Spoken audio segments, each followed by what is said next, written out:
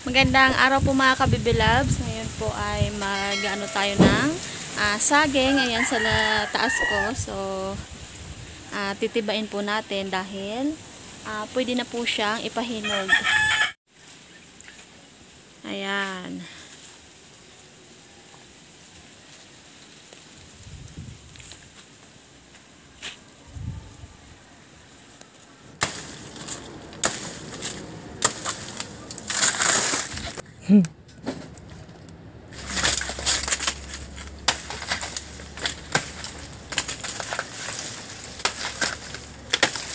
Okay.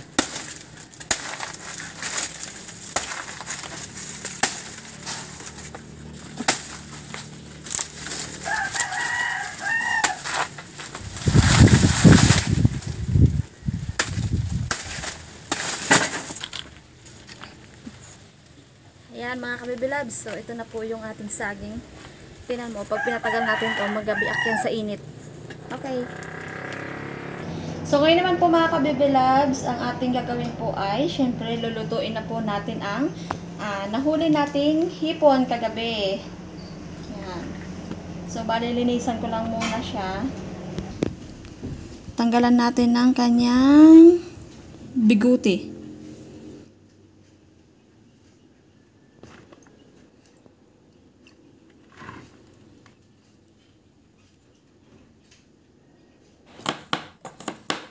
Ayan. Hiwa tayo ng bawang dahil yung luto natin ay garlic butter shrimp.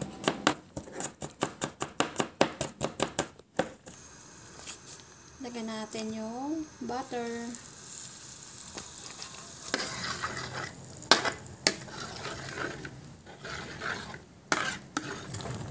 Bawang.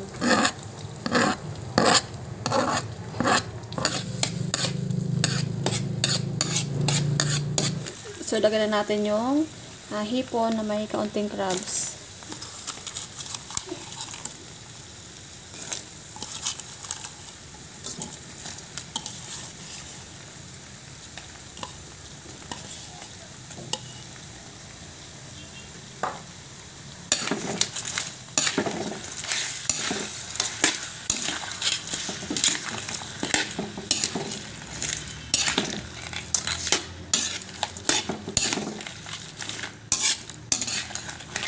Ayan, so, haluin na natin mga kabibilabs hanggat sa pumula yung ating crabs at hipon.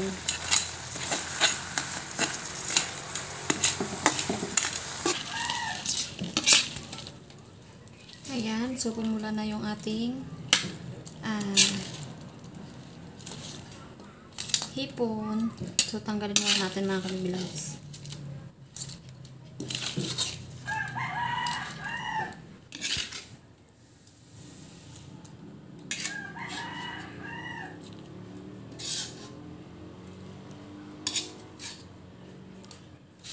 Lagyan tayo ng kaunting ketchup. And then, Sprite.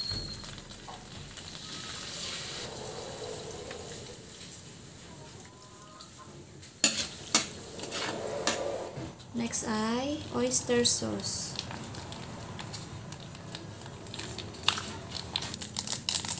Paminta. And then, kaunting asin mga kabibilabs. Mga kabibilabs, ilagay na natin yung hipon ulit.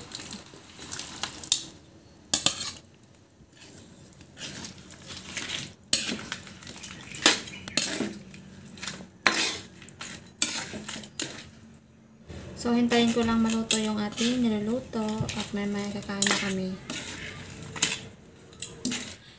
Mga kabibilabs, bali luto na po yung ating hipon.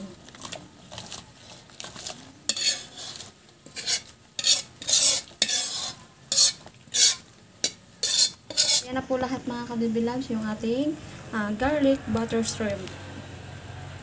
So, let's eat! Loves, bale meron tayong panghimagas dito. Watermelon. Watermelon. Yun. Perfect.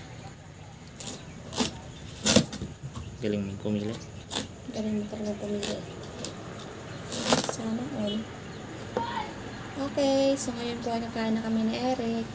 Mga kabibilags, ngayon po ay pray na tayo, Lord. Thank you so much po sa pagkain at sa ingat niyo po sa amin. In Jesus' name, Amen. Amen.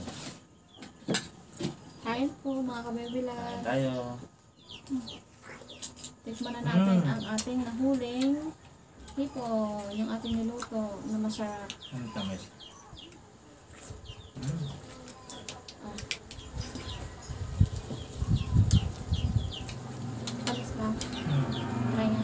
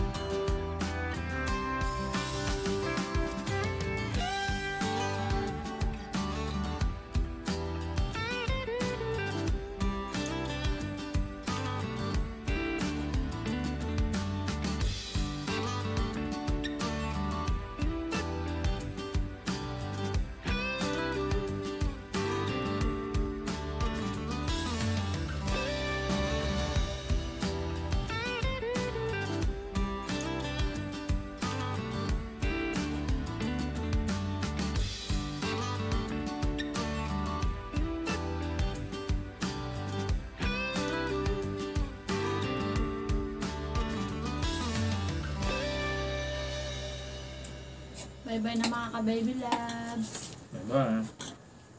See you ulit tayo sa next video natin. Sobrang sarap. Ayos.